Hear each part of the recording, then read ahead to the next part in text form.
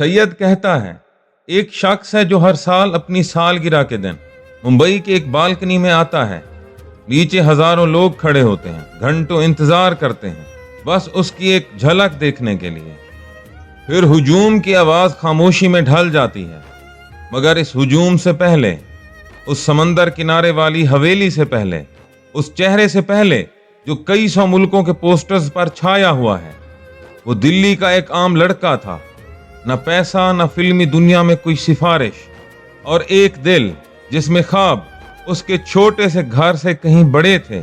ये कहानी है शाहरुख खान की, उस लड़के की जो बादशाह बना किस्मत से नहीं बल्कि रुकने से इनकार करके।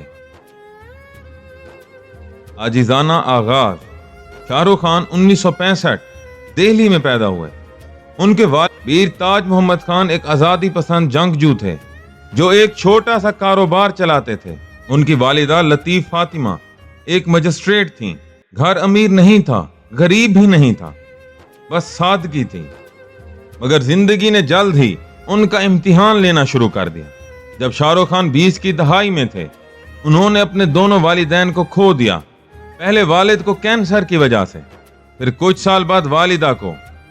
वो जवान थे, तन्हा थे और एक ऐसा गम उठा रहे थे जो ज्यादातर लोगों को तोड़ देता है। उन्होंने कई इंटरव्यूज में कहा है कि ये नुकसान एक अजीब ताकत बन गया। इसने उन्हें सिखाया कि वक्त मुख्तसर है, कि ख्वाब इंतजार नहीं कर सकते। तो उन्होंने एक जुर्रतमंदाना फैसला किया, बस एक सूटकेस और खुद पर एक जिद्दी यकीन के साथ दिल्ली छोड़ दिया और मुंबई चले गए। मुंबई किसी की परवाह नहीं करता। ये बाकी शहरों से आए पुरुम्मीद नौजवानों के लिए दरवाजे खोलकर नहीं बैठता। शाहरुख खान के साथ भी कुछ ऐसा ही हुआ। शाहरुख खान ने टेलीविजन से छोटा सा आगाज किया। फौजी और सर्कस जैसे शोज ने उन कैमरे का पहला तजुर्बा दिया। अभी कोई उनके लिए तालियां नहीं बजा रहा था। चंद लोगों के अलावा उनका नाम तक कोई नहीं जानता था। फिर 1992 में सब कुछ बदल गया। फिल्म दीवाना ने उन्हें बॉलीवुड में पहला रियल चांस दिया। आगाज मामूली था, मगर फैंस ने इस नए एक्टर में कुछ डिफरेंट महसूस किया। एक जोश, एक कशिश, एक भूख।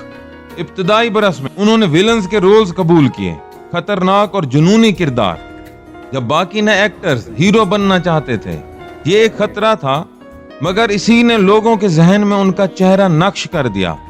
फिर 1995 में सब कुछ एक बार फिर बदल गया। दिलवाले दुल्हनिया ले जाएंगे, 4 अल्फाज जिन्होंने एक पूरी नस्ल की पहचान बना दी। ये फिल्म सिर्फ हिट नहीं हुई बल्कि एक रुझान बन गई। मुंबई के एक सिनेमा घर में ये 25 साल से ज्यादा अरसे तक मुसलसल चलती रही। शाहरुख खान अब सिर्फ एक्टर नहीं रहे थे, वो एक्टर से कुछ बड़ा बन रहे थे। एक एहसास, एक ऐसा चेहरा जिससे लोगों को मोहब्बत हो चुकी थी। 90 की दहाई के आखिर में और 2000 की दहाई में एक के बाद एक हिट फिल्में आईं। रोमांटिक ड्रामास, खानदानी कहानियां, फिल्म्स। इन्होंने शाहरुख खान को बॉलीवुड रोमांस का बेताज बादशाह बना दिया। मगर यहाँ एक बात है जो बहुत कम लोग जानते हैं। शाहरुख खान सिर्फ दूसरे प्रोड्यूसर्स की फिल्मों में काम करके सैलरी लेने पर मुतमईन नहीं थे। वो पहले ही कई कदम आगे सोच रहे थे, एक ताजिर की तरह जो मार्केट की मुकम्मल रिसर्च करता है, ना कि सिर्फ तालियां समेटने वाले फनकार की तरह। 2002 में शाहरुख खान और उनकी वाइफ गौरी खान ने एक कंपनी कायम की, रेड चिलीज एंटरटेनमेंट। इस एक फैसले ने दौलत और शोहरत में बेपनाह इजाफा किया। अब वो सिर्फ एक्टिंग की फीस नहीं ले रहे थे, चाहे वो कितनी बड़ी क्यों ना हो। अब वो फिल्म उनकी अपनी प्रोडक्ट थी। रेड चिलीज ने सिर्फ फिल्म्स नहीं बनाई, इसने एक मुकम्मल प्रोडक्शन हाउस तैयार किया।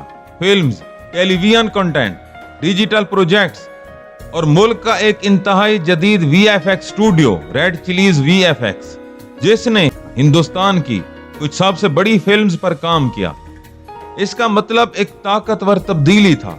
जब रेड चिलीज की कोई फिल्म बॉक्स ऑफिस पर धूम मचाती तो शाहरुख खान को सिर्फ एक बार एक्टर के तौर पर भी प्रॉफिट नहीं मिलता था, वो दोबारा एक प्रोड्यूसर के तौर पर भी प्रॉफिट हासिल कर रहे थे। और इस तरह अब एक हिट फिल्म उन्हें 3 गुना प्रॉफिट दे रही थी। ये उनकी कहानी का वो हिस्सा है जो पोस्टर्स नहीं दिखाते। वो एक तेज बिजनेस माइंड जो उस खूबसूरत मुस्कुराहट के पीछे छुपा है। 2008 में शाहरुख खान ने एक ऐसा कदम उठाया जिसने बहुत से लोगों को हैरान कर दिया। वो एक ऐसे खेल में उतरे जो उन्होंने कभी प्रोफेशनली तौर पर नहीं खेला था। क्रिकेट। जूही चावला और मेहता खानदान के साथ मिलकर उन्होंने एक बिल्कुल नई cricket league, Indian Premier League में एक टीम कोलकाता नाइट राइडर्स खरीदी। उस वक्त कुछ लोगों ने सवाल उठाया, एक फिल्मी सितारा और क्रिकेट टीम का मालिक कैसे? मगर शाहरुख खान ने वो देखा जो दूसरे नहीं देख सके कि यही लीग फ्यूचर में दुनिया की सबसे बड़ी स्पोर्ट्स प्रोडक्ट्स में से एक बनने वाली थी, और वो सही साबित हुए।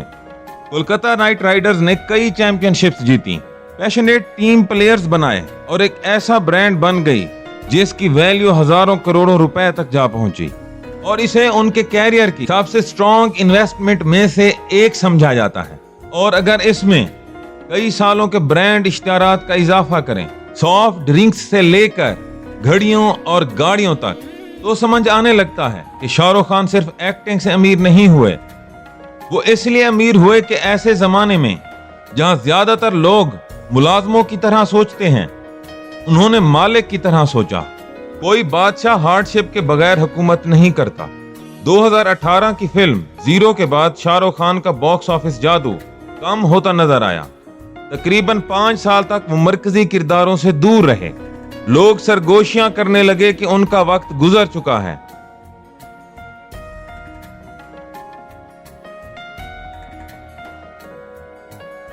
और ये कि नए स्टार्स ने उनका ताज छीन लिया है। इस वक्त में उन्होंने कम बात की, वो इंतजार करते रहे। फिर 2023 में वो वापस आए, खामोशी से नहीं बल्कि एक धमाके के साथ। पहले पठान आई, एक एक्शन फिल्म जिसने बॉक्स ऑफिस को रिकॉर्ड तोड़ दिया और दुनिया को याद दिलाया कि उन्हें सुपरस्टार क्यों कहा जाता है। कुछ महीनों के बाद जवान आई, एक और भी बड़ी कामयाबी जिसने एक्शन और सोशल ड्रामे को मिलाकर हिंदी सिनेमा की सबसे ज्यादा कमाई करने वाली फिल्म्स में ला खड़ा किया।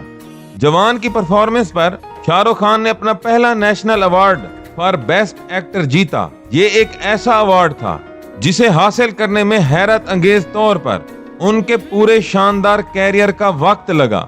वापसी मुकम्मल हो चुकी थी, बादशाह गिरा नहीं था, वो सिर्फ सही लम्हे का इंतजार कर रहा था ताकि सबको याद दिलाया जा सके कि वो कौन है।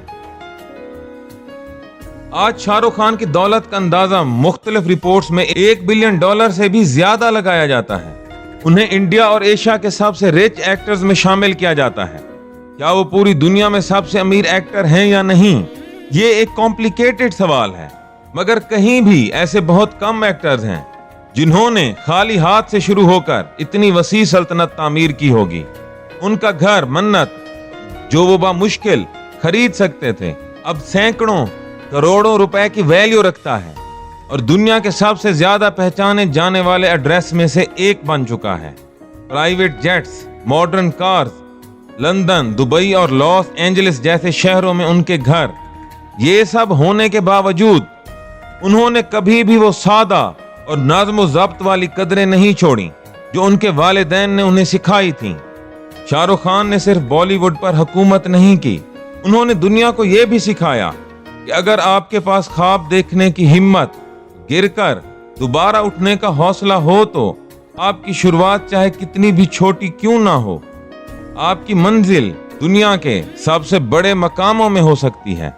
और शायद इसीलिए आज लोग शाहरुख खान को बॉलीवुड का बादशाह कहते हैं।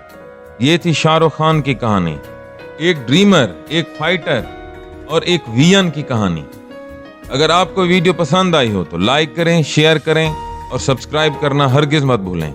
सैयद कहता है।